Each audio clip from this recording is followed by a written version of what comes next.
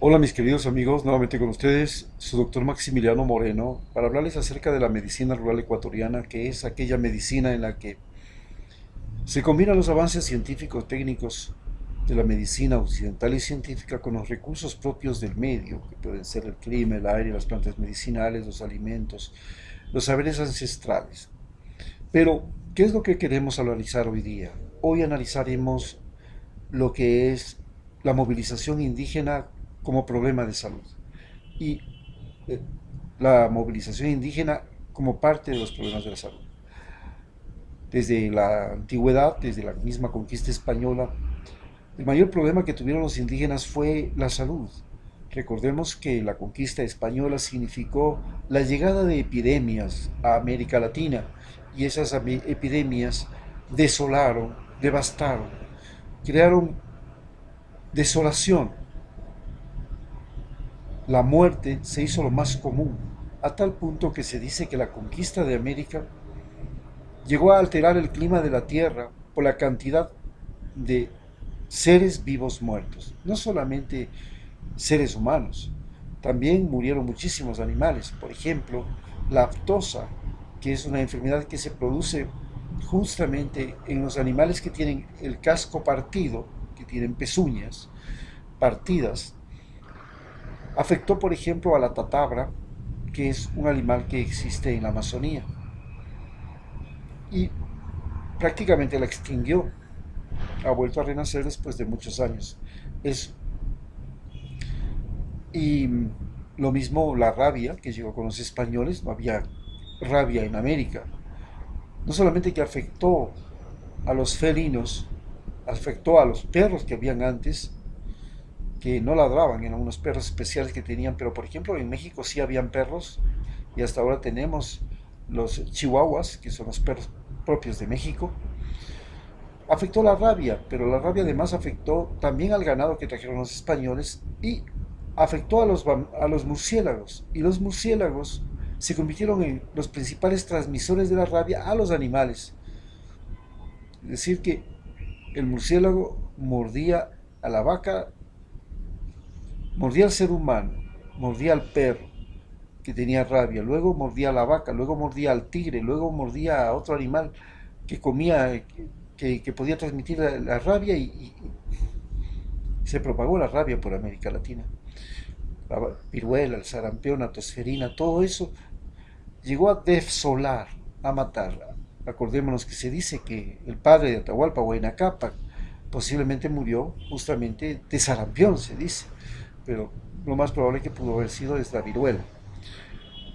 La viruela era una peste que asoló a Europa y justo antes de que lleguen a América la peste bubónica, se convirtió y desoló toda Asia y toda África, convirtiendo al planeta Tierra en una devastación terrible de seres humanos. Se habla de que el 30% de la población humana del planeta Tierra, en ese momento Asia, África y Europa, fue devastada por esta peste. Y la peste bubónica también llegó a América con la rata, con las embarcaciones. Aquí existían ratas, pero no existía la rata gris que llegó con la peste bubónica. Y así se propagaron muchísimas enfermedades y algunas de ellas, como por ejemplo la malaria, sigue siendo hasta hoy un gran problema de salud mundial.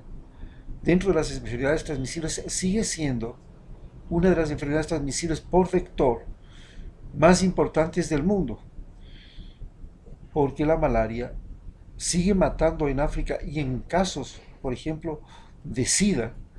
El SIDA sabemos que no mata, sino que reduce las defensas. En países como América Latina y África, la gente no muere por SIDA, muere por malaria o muere por tuberculosis. La tuberculosis también fue otra enfermedad que se propagó desde Europa a América y esta llegó a devastar América y el mundo y hasta ahora es el mayor problema porque existe una nueva tuberculosis que es resistente a los antibióticos. La gonorrea, que también trajeron los españoles, igual que la sífilis, se ha convertido ahora en una enfermedad que asola los campos porque hay una nueva gonorrea que es resistente a los antibióticos. Se originó en Japón y ahora se está propagando por todo el mundo.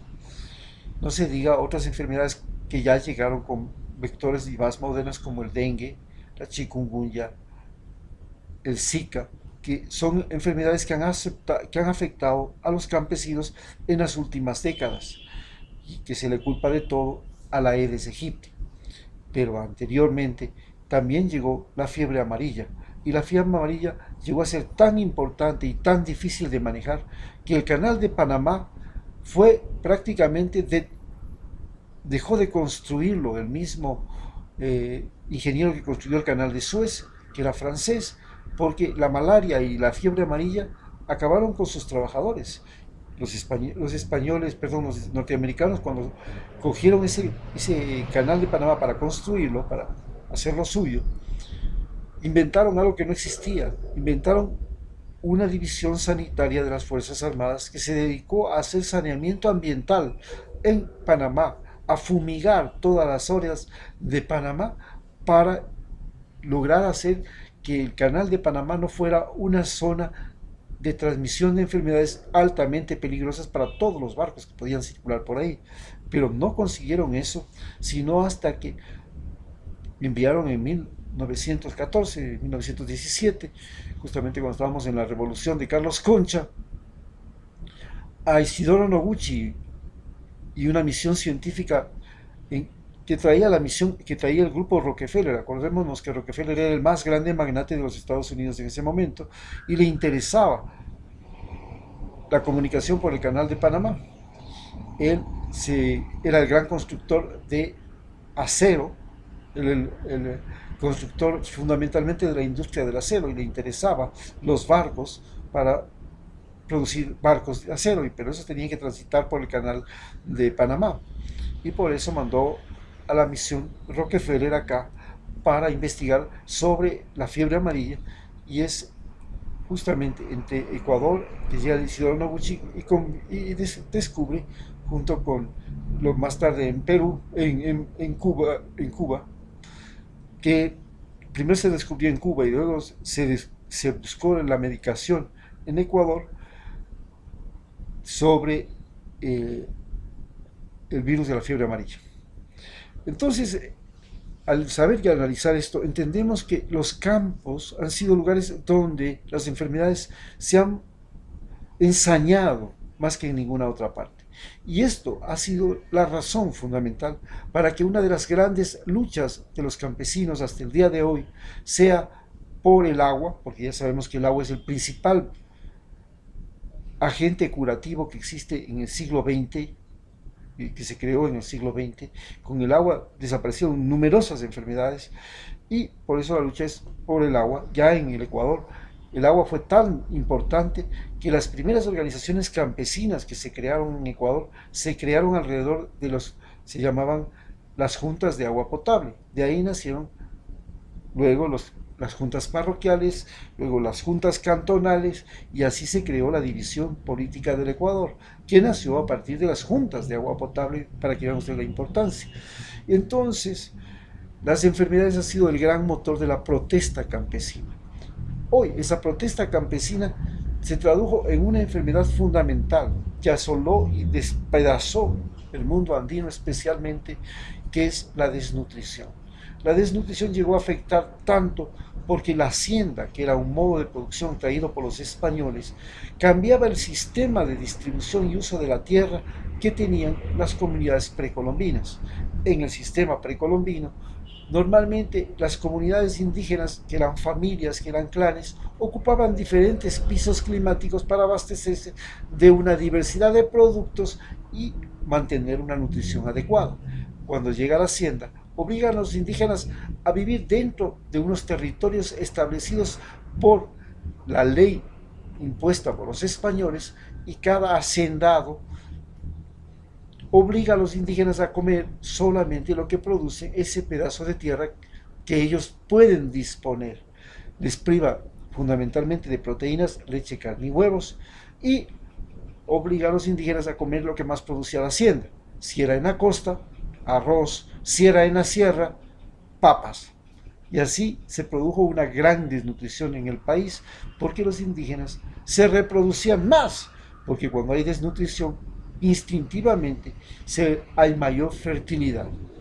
Y así llegamos a tener toda una población desnutrida, y hasta el día de hoy el gran problema de Ecuador es que hay provincias como la provincia de Manabí, la provincia de Santa Elena, por ejemplo, la provincia de Esmeraldas en la costa, las provincias de Chimborazo, Cotopaxi, Bolívar, Cañar, en la sierra, y se está extendiendo hacia las provincias del Napo la desnutrición en un promedio superior al 20% de la población. O sea, un quinto de la población es desnutrido. Por supuesto que también estamos cayendo en el otro fenómeno, que es la malnutrición por exceso de hidratos de carbono, exceso de grasas, comidas mantenidas y la falta de movilidad. Pero entendemos que la desnutrición, las enfermedades campesinas, comenzando por la nutrición y terminando en las pestes, han sido el gran motor de la protesta. Muchas gracias.